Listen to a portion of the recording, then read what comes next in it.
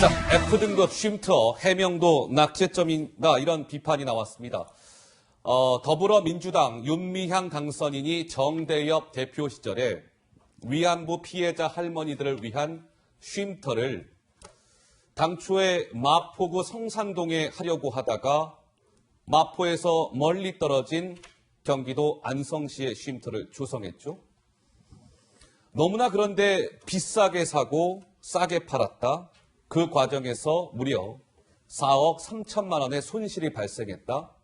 이 과정이 석연치 않다. 어제까지 뉴스는 이것이었습니다. 자, 오늘 정치데스크는 이번 의혹과 관련해 어제에 이어서 한 걸음 더 깊숙하게 들어가겠습니다. 자, 김 기자, 윤미향 당선인이 관련 논란에 대해서 해명을 했는데 이건 역시 석연치 않다 이런 비판이 나왔습니까? 그렇습니다. 말씀하신 대로 마포구 성산동에서 왜 경기도 안성으로 옮겼느냐 이런 지적이 나왔을 때 어제 윤 당선인이 해명하기로는 10억 원이라는 금액으로 마포의 어느 곳에도 그 집을 살 수가 없었다라고 하면서 어떤 금액적인 부분에서 해명을 했습니다. 현대중공업, 기탁자죠. 현대중공업에서 예산 책정을 좀 잘못한 것 같아요 라는 해명을 내놨는데요. 하지만 해당 연도 2013년도에 국토교통부의 실거래가를 좀 조회를 해봤더니 그랬더니요? 2013년 마포 성산동에 단독 다가구 부동산에 거래가 된 것 중에 77%는 10억 원 이하에 거래됐다고 해서 윤미향 당선인의 어떤 해명에 좀 힘이 빠지고 있는 그런 모습입니다. 윤 당선인이 어제 공동모금에도 다 동의했던 내용이다라고 하면서 해명하는 목소리가 있는데요. 준비되어 있습니다. 들어보시죠.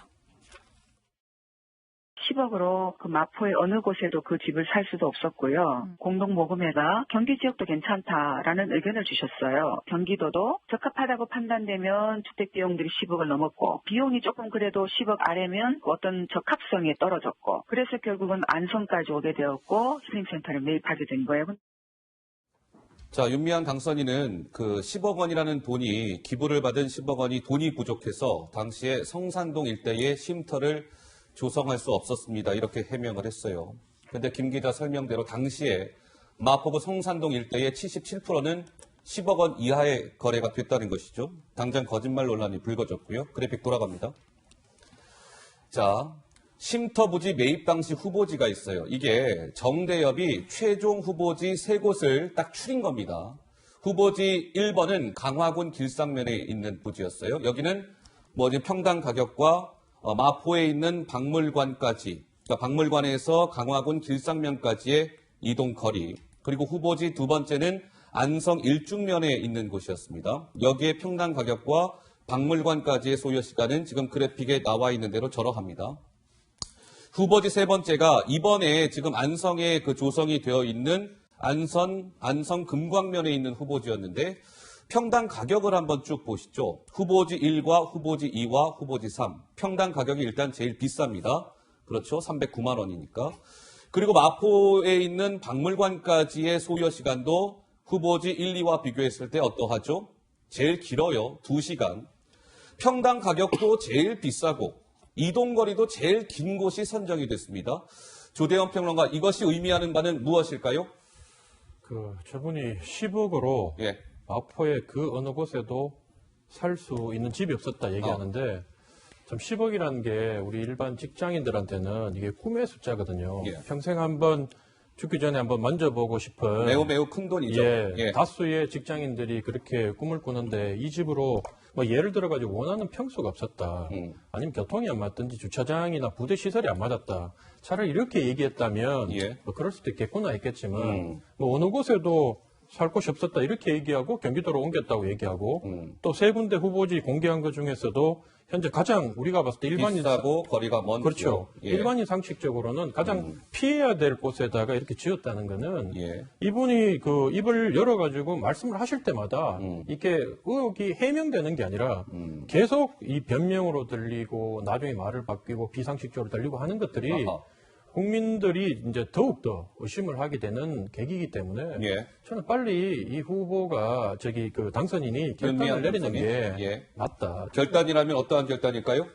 이미 국민들 가슴속에는 어떤 결단을 내려야 될지를 다 생각하고 있지 않겠습니까? 의원직 사퇴를 이야기하시는 건가요? 예, 그리고 예. 지금 의원직 사퇴는 저는 이미 시기가 좀 늦었다고 보고 그리고 현재 지금 민주당 같은 게 보통 정당들이 자기 당 후보들에 대해서는 이렇게 좀 팔은 안으로 굽기 때문에 예. 가급적이면 국민 눈높이보다 훨씬 느슨한 잣대를 들이대서 이렇게 좀 많이 봐주려고 하는데 이미 이제 민주당도 손을 떼려는 수준으로 간 거 아닙니까? 아하. 더 이상 막으려고 해봐도 막을 수 없는 상황까지 간 거예요. 예. 근데 그 상황을 모르고 본인이 저렇게 버틴다는 게 이제는 뭐 본인한테도 더욱더 더 깊은 수렁으로 들어가는 거고 또 저분을 공천했던 민주당도 더 큰 정치적 책임과 부담이 국민들로부터 요구받고 있다. 예. 뭐 그런 생각이 듭니다.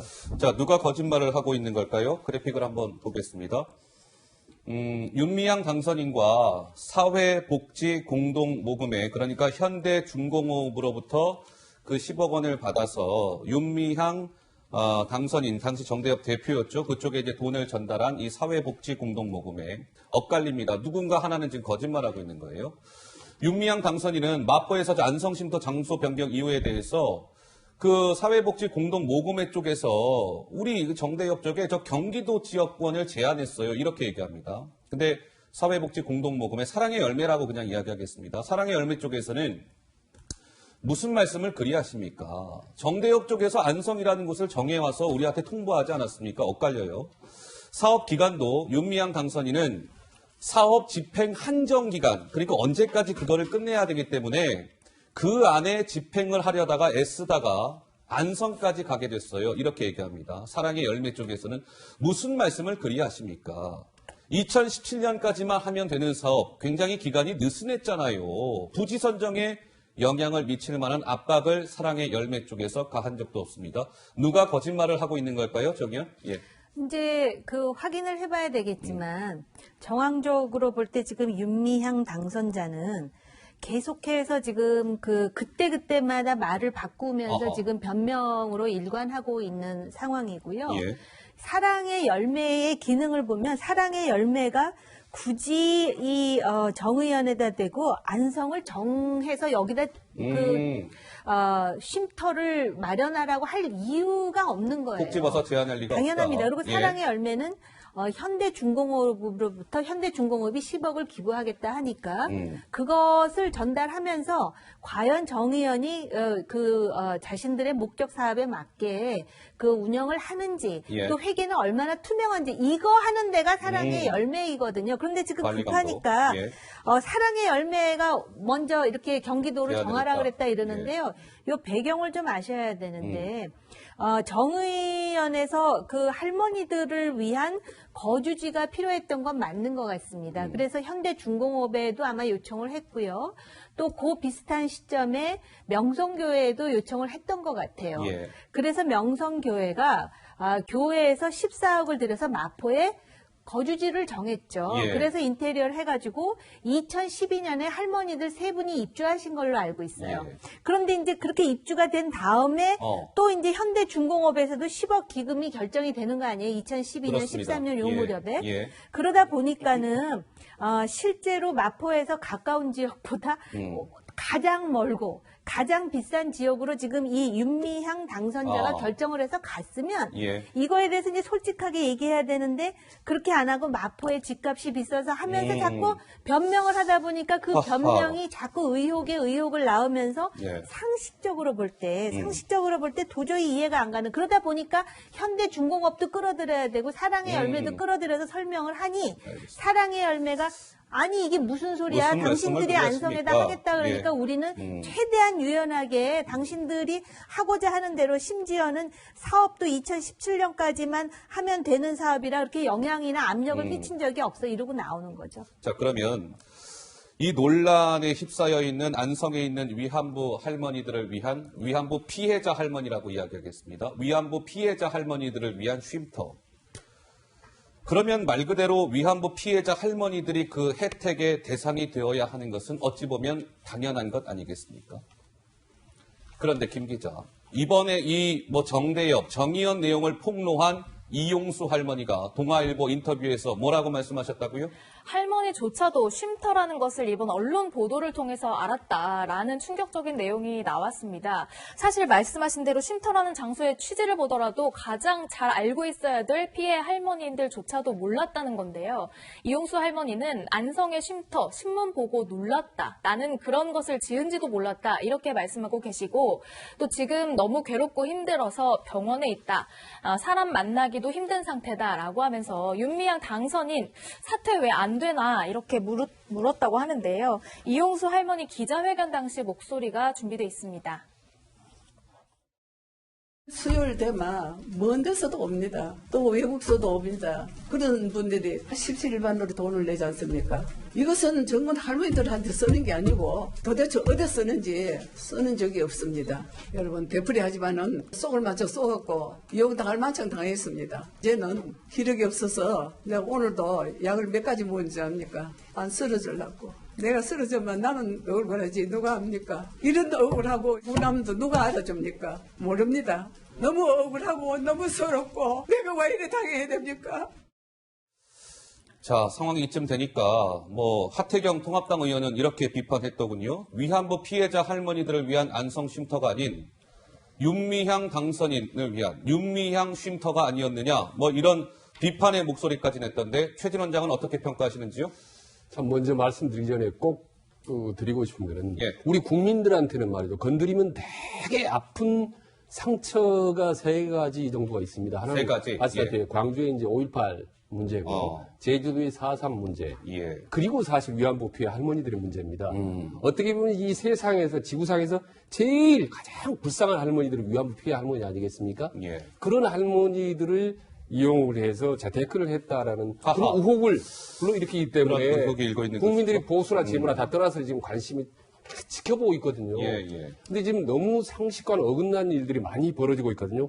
예를 들면 쉼터, 집을 사면은 가장 기본적인 원칙이 싸고 좋은 곳에 사는 건데 지금 윤향민 같은 경우는 비싸고 나쁜 곳에서 지금 산 거 아니겠습니까? 아하. 이게 지금 어떻게 납득이 되겠습니까? 그리고 거짓말의 딜레마라는 법칙이 있는데요. 네. 거짓말 하게 되면 자꾸 반복하게 되고 계속 스텝이 그게 꼬인다. 논란을 키우게 예. 된다. 또 하나는 거짓말, 팩트에 대해서 거짓말해서 그게 밝혀질 경우는 상당히 치명적입니다. 예. 바로 지금 거짓말이었던 게 지금 드러나지 않습니까? 예. 그래서 아까 말씀드렸다시피 이 시점에서는 이렇게 하나하나씩 일일이 대응하다 보면요. 예. 아마 국민들이 더 화만 불러일으키고 의혹만 더 아마 키울 가능성이 높기 때문에 예. 지금 뭔가 좀 포괄적인 결단을 내려야 되는 시점이 예. 상당히 좀 빠르게 다가오고 있지 않나라는 좀 느낌을 받습니다. 자, 그런데 오늘 이제 좀 새롭게 또 드러난 사실은 이 위안부 쉼터 조성 비용이 현대중공업이 사랑의 열매 쪽에 이제 10억 원을 지정 기탁을 했고 사랑의 열매 측에서 당시 윤미향 대표가 있던 정대협 쪽에 그 10억 원이 가는 거 아니겠습니까? 그러면 관리 감독은 사랑의 열매 쪽에서 그 쉼터에 대한 관리 감독권을 갖습니다. 그런데 김 기자, 무슨 등급을 받았다고요? 일단 낙제점을 받았다 이렇게 평가해도 좋을 것 같습니다. 말씀하신 대로 사회복지공동모금회에서 중간 평가를 한 거예요. 쉼터를 잘 활용하고 있나 안 하나. F가 그런데 회계평가에서는 최하위 점수인 F등급을 맞았고요. 사업평가에서는 C등급 중간 점수를 맞았는데요. 공동모금회 관계자에 따르면 이렇게 평가를 했다고 합니다. 시설 활용도가 떨어지고 각종 서류나 영수증, 그러니까 증빙할 수 있는 서류 등등이 미비했다. 그리고 지원 대상 단체가 이런 회계평가에서 F등급을 받는 건 대단히 드문 일이다. 이렇게 평가했다고 합니다. 예. 저것이 시사하는 것은 조평론가. 저 회계평가는 이제 돈과 관련된 것이었을 텐데, 회계평가를 F를 받았다? 모금회 쪽에서도 F등급을 받는 건 대단히 드문 일이라고 이야기했습니다. 그러면 이 쉼터에 대한 돈과 관련된 운영이 어찌 운영됐길래 F를 받았을까? 합리적 의심이 들어가지 않습니까? 그럼 학교에서도 학생이 F를 받아도 도대체 어떻게 공부를 했기에 연필만 굴려도 예. CD는 나올 건데 F를 받았냐 이런 얘기를 하는데 사실 이 사건은 최초에는 이제 되게 조심스러운 사건이었어요. 예. 왜냐하면 위안부 그 피해자 할머니들을 돕는 단체고 이분들이 오랫동안 30년 동안 남들이 보지 않는 곳에서 예. 이런 일을 한 것에 대한 국민들의 기대와 지지 또 실제로 성금을 보낸 분들도 많고 그렇기 때문에 이거를 잘못 건드리면 정치 공세를 해서 역풍을 맞을 것 같으니까 정치권에서는 되게 조심스러운 문제였는데 이제 점점 시간이 갈수록 단순 회계 실수 사건 최초 정치권에서는 야 이게 잘했지만 다 잘했지만 회계 실수가 좀 있었던 것 같다. 회계 오류. 뭐 그래서 그렇게 접근을 했는데 이 처음에 그렇게가 또 마무리될 줄 알고 만약 윤미향 당선자가 여기 사퇴하고 물러났으면 거기서 마무리됐을지도 몰라요.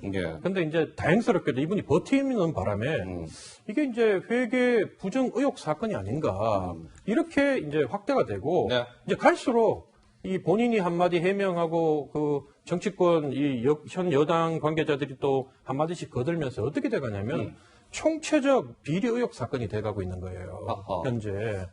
그러다 보니까 국민들이 만약에 그거를 갖다가 지지해주고 국민들이 동의해주지 않았다면 예를 들면 야당이나 보수권이나 이쪽에서 이런 얘기를 했을 때 역풍을 맞았을 건데 국민들 눈으로 보더라도 이거는 뭐 비상식적인 게 너무 연속적으로 이어진다. 총체적 문제다. 그래서 이제는 그 투잡을 섞는 사건으로 가고 있고 사건이 진화, 악화되고 있는 상황이라고 저는 보고 있습니다. 정의연. 저는 지금 문제를 제기하신 쉼터 얘기를 좀 하려고 그러는데요. 안성 쉼터 운영에 대한 회계 평가를 그 사랑의 열매가 F를 했잖아요. 그러면서 사랑의 열매가 정의연에 요구한 게 당신들 1억 3천만 원을 썼다 그러는데 이거 영수증 내놔봐 했던 거예요.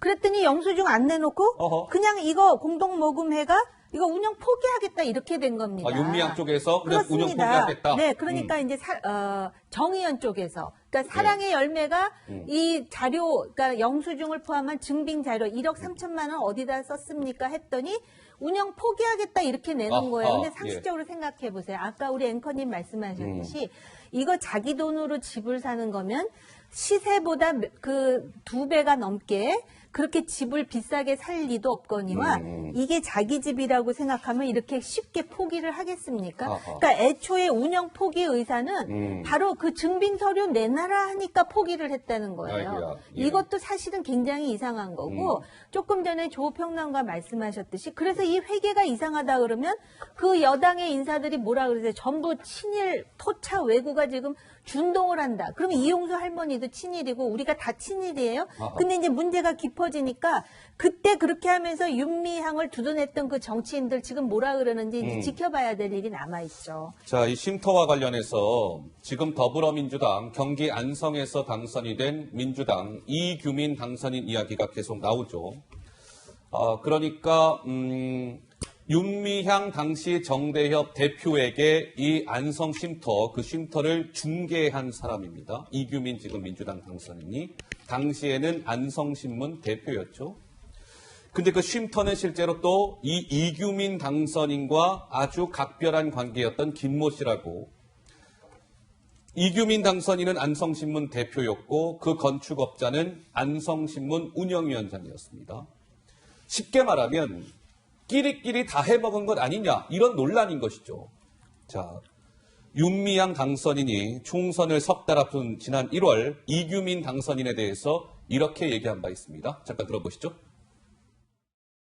제가 이규민 후보를 알게 된 것은 사실은 우리 할머니들이 맺어준 인연인 것 같아요. 안성 지역에 생존자는 아무도 없었지만 어떻게 하면 안성 지역의 우리 할머니들의 소식을, 이야기를 함께 공유할 수 있을까 고민하던 끝에 안성신문 대표로 있을 때 이규민 대표를 만나게 되었고요. 이 남자라면 우리 할머니들이 그동안 흘린 눈물 또 뿐만 아니라 제가 30여 년 동안 걸어왔던 외로운 투쟁 또 다른 한편으로는 포기할 수 없는 이 투쟁에 함께 손잡고 갈 수 있지 않을까 그런 생각을 참 많이 하게 됐어요. 자, 그런데 이 이규민 당선인이 그 안성 평화의 소녀상 건립추진위원회 상임 대표를 맡고 있을 때입니다. 지금은 이제 말씀드렸죠. 경기 안성의 민주당 당선인이고요. 2017년 10월에 그 위원들이 반대를 한 거예요. 김재동 씨를 초청해서 특강을 하겠다고 이규민 상임대표가 이야기하니까 위원들이 아이고 무슨 김재동 씨를 초청해서 특강을 합니까? 반대를 했음에도 불구하고 이규민 당신 상임대표가 김재동 씨 초청 특강을 강행합니다. 김재동 씨가 한 대학교에서 특강을 했는데 한 2시간 정도 했대요. 근데 1,500만 원을 받습니다. 그럼 강연료를 조달을 했었어야 됐을 거 아니겠어요? 강연료 1,500만 원 중에 700만 원은 저 건립추진위원회의 그 기부금 형식으로 들어온 돈으로 충당이 됐고, 그럼 800이 비잖아요? 이 800만 원, 김제동 씨 출연료를 위해서 이 나머지 800만 원은 이규민 당시 상임대표가 특별 기부금 형식으로 또 돈을 걷습니다. 그래서 800만 원을 메꿔요. 1,500이 김제동 씨에게 갔습니다. 김제동 씨는 강연 제목이 그때 안성 역사에 대한 특강이었답니다. 김제동 씨와 안성 역사 특강과는 어느 정도의 연관성이 있을까요? 우리 최진 원장은 어떻게 생각하세요? 그래서 또 이 대목에서 김제동 씨 이름 석자가 또 등장을 해요. 아시다시피 몇 년 전에 김제동 씨가 고액의 광원료를 받았다. 이런 부분들이 이제 많은 논란에 오르내렸지 않습니까? 시끄러웠었죠. 지금 예. 1,500만 원인데 시민단체가 의미 있는 강연을 하는데 무려 1,500만 원이라는 거액을 들여서 불렀다, 초청했다. 이것도 상당히 좀 국민 정서하고는 좀 거리가 있는 것 같거든요. 예. 근데 그 돈도 단체에 준 게 아니라 또 걷었다라는 부분이 또 국민들하고는 좀 그 정세는 거리가 먼 점에서 좀 안타까운데요. 예. 거기다가 지금 요번에 지금 말이 나오고 있는 그 윤미향 씨도 이제 국회의원 당선되고 또 이규민 씨도 또 국회의원 당선자래요. 국회의원이죠. 예. 그래서 김제동 씨도 이제 상당히 정치적 성향이 많은 분인데 자칫하면 이게 정치적인 어떤 뭐 커넥션이 있는 게 아니냐라는 또 비판의 소지도 있단 말입니다. 그래서 예. 빨리 하루빨리 이런 부분을 좀 클리어하게 좀 깨끗하게 정리할 필요가 있고요. 예. 그리고 아까 그 이 앞전에 말씀드린 궁금한 게 앞으로 회계가 자꾸 문제되지 않습니까? 지금 이 시민단체에. 예. 그런데 회계 F학점을 받았으면 왜 F학점을 받았는지 F평가를 받았는지 그 내력이 나왔을 거 아닙니까? 그럼 내력에 따른 뭔가 제재 조치가 가 있지 않습니까? 그 이후에 그렇다면 또 다른 제2, 제3의 그런 회계의 어떤 부정이나 의혹들이 근절이 되거나 사라졌을 텐데 예, 예. 그런 부분이 적다가 남아가니까 지금까지 눈덩이처럼 불어나서 크게 문제가 확산돼 버리는 거 아니겠습니까? 그래서 예. 애당초 회계 같은 검증이라든 이런 절차들이 상당히 허점이 있었지 않냐라는 저는 의심을 좀 해봅니다. 네, 정의연. 김제동 씨가 보통 강연을 나가면 1,500만 원씩 받는답니다. 그래서 김제동 씨 강연에 대해서 얘기를 하면은 당신들이 자본주의 사회를 운운하면서 왜 강연료 받는 걸 갖고 그래 이렇게 막 그 비난을 하거든요. 예. 근데 지금 김제동 씨가 1,500만 원 받은 걸 가지고 지금 문제를 삼는 게 아니고요. 이규민이란 당선자가 당시에 안성 평화의 소녀상 건립 추진위 상임대표예요. 상임대표. 예. 그래서 그 위원회에서 이 김제동 씨를 초청을 해가지고 1,500만 원을 주겠다 하니 그 위원들이 이건 좀 반대한 거예요. 너무한 거 아니냐. 예. 우리가 지금 할머니들을 기리는 소녀상을 만들어야 돼. 이렇게 됐다라는 것이고요. 예. 참고로 이용수 할머니가 얼마 전에 대구에서 겨울에 방이 완전히 얼음장 같아가지고 그렇게 떨고 계시는데 독지가가 뭐 온돌 매트인가? 온수 매트. 그 온수 예. 매트를 그 선물해 드려가지고 그게 미담 사례로 나왔다 그러거든요. 그런데 지금 어찌됐든 이 김제동 씨 그 초청 강연에 강연료 주려고 800만 원은 특별 기부하고 또 700만 원은 아마 내부의 어떤 회계로 준 것 맞습니다. 같아요. 예. 그러다 보니까 이게 말이 되느냐. 할머니들 위해서 소녀상 만들겠다면서 1,500만 원을 개그맨 초청 강연료에 쓰는데 할머니들은 지금 그러고 사니까 할머니들이 그럼 우리를 완전히 앞세워서 앵벌이 시키면서 그러니까 아이고야. 이용당했다 속았다 소리 나오는 거 아니냐 이렇게 되는 거죠. 예.